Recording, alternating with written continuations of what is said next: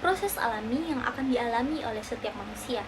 Namun, bagi sebagian orang, masa tua justru menjadi masa yang penuh kerentanan. Di balik bertambahnya usia harapan hidup, terdapat kelompok penduduk lanjut usia yang masih menghadapi berbagai tantangan kesehatan dan sosial. Halo semuanya, saya Bunga Putri Karani dengan NIM G1D1 25002 dari Prodi Ilmu Kesehatan Masyarakat. Pada video ini, saya akan menjelaskan materi penuaan penduduk dan lansia sebagai penduduk rentan di Indonesia dengan merujuk pada data dan konsep yang digunakan oleh Badan Pusat Statistik serta dikaitkan dengan isu kesehatan yang dihadapi oleh lansia. Topik ini penting karena Indonesia saat ini sedang mengalami peningkatan jumlah penduduk lanjut usia yang berdampak langsung pada sistem kesehatan dan kesejahteraan sosial. Poin pertama, penuaan penduduk menurut BPS. Menurut BPS, penuaan penduduk adalah kondisi ketika persentase penduduk usia lanjut 60 tahun ke atas meningkat secara terus-menerus dalam struktur penduduk. Indonesia telah memasuki fase aging population karena proporsi lansia telah melebihi 7% dari total penduduk. Artinya, Indonesia tidak lagi didominasi dengan penduduk usia muda, tetapi mulai menghadapi tantangan penduduk menua. Peningkatan jumlah lansia ini terjadi seiring dengan meningkatnya angka harapan hidup dan menurunnya angka kelahiran. Poin kedua, definisi lansia menurut BPS. BPS mendefinisikan lansia sebagai penduduk yang berusia 60 tahun ke atas. Kelompok lansia pun kemudian dibagi menjadi 3 kelompok. Kelompok pertama, lansia muda, yaitu pada umur 60-69 tahun. Yang kelompok kedua, lansia madya, yaitu pada usia 70-79 tahun. Dan yang terakhir, lansia tua, yaitu umur 80 tahun ke atas. Pembagian ini penting karena semakin tinggi usia lansia, maka semakin besar risiko masalah kesehatan dan ketergantungan. Poin ketiga, gambaran lansia di Indonesia berdasarkan data BPS. Berdasarkan publikasi BPS, jumlah dan persentase lansia di Indonesia terus-menerus meningkat setiap tahunnya. Kondisi ini menunjukkan bahwa Indonesia sedang bergerak menuju struktur penduduk tua. Sebagian besar lansia di Indonesia masih tinggal bersama keluarga. Namun, tidak sedikit pula yang hidup dengan keterbatasan ekonomi dan kesehatan. BPS juga mencatat bahwa banyak lansia memiliki tingkat pendidikan rendah dan tidak memiliki jaminan pensiun, sehingga rentan secara sosial dan ekonomi. Poin keempat, lansia sebagai penduduk rentan. Dalam ilmu kependudukan, lansia dikategorikan sebagai penduduk rentan karena memiliki kondisi yang membuat mereka lebih berisiko dibandingkan kelompok usia lainnya. Yang pertama, risiko kesehatan yang lebih tinggi. Seiring bertambahnya usia, fungsi organ tubuh menurun sehingga lansia lebih mudah terkena penyakit. Penyakit yang dialami lansia umumnya bersifat kronis dan memerlukan perawatan jangka panjang. Yang kedua, ketergantungan ekonomi.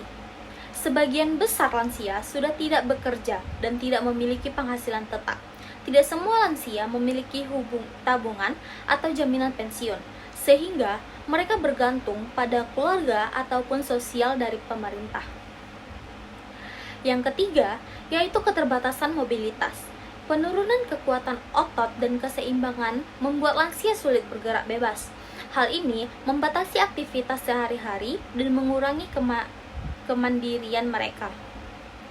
Yang keempat, yaitu kerentanan sosial dan psikologis.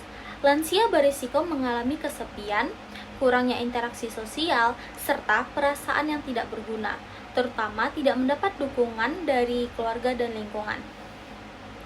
Kerentanan ini bukan berarti lansia tidak produktif, tetapi menunjukkan bahwa lansia membutuhkan perlindungan dan pelayanan khusus agar dapat menjalani masa tua dengan layak dan bermartabat. Poin kelima yaitu isu kesehatan utama yang dihadapi lansia di Indonesia. Yang pertama yaitu ada penyakit tidak menular atau yang disebut PTM. Isu kesehatan utama yang paling banyak dialami di lansia di Indonesia adalah penyakit tidak menular. Penyakit seperti hipertensi, diabetes mellitus, penyakit jantung, stroke, dan juga radang sendi sering muncul seiring bertambahnya usia. Penyakit ini tidak menular, tetapi bersifat kronis dan memerlukan pengobatan serta pemantauan rutin. Jika tidak ditangani dengan baik, penyakit tidak menular dapat menurunkan kualitas hidup lansia dan meningkatkan risiko kecacatan bahkan kematian.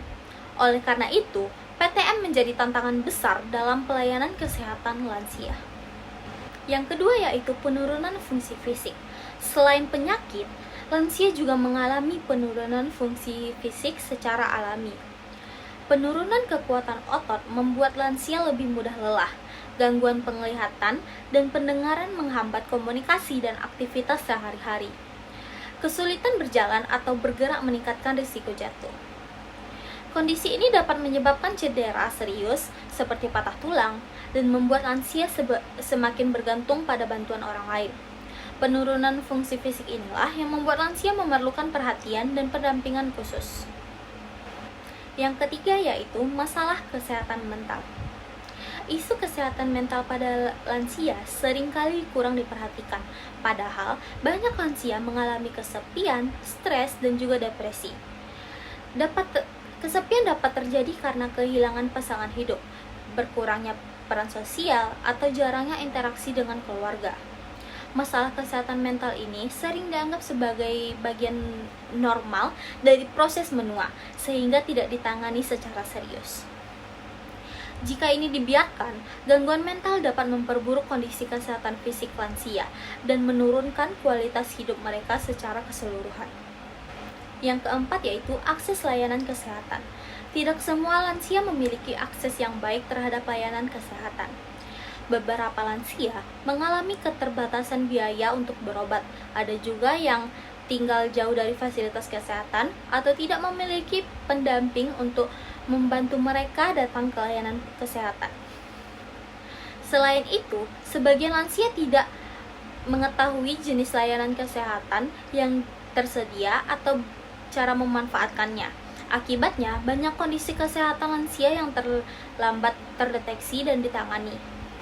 Poin keenam yaitu dampak penuaan penduduk terhadap sistem kesehatan.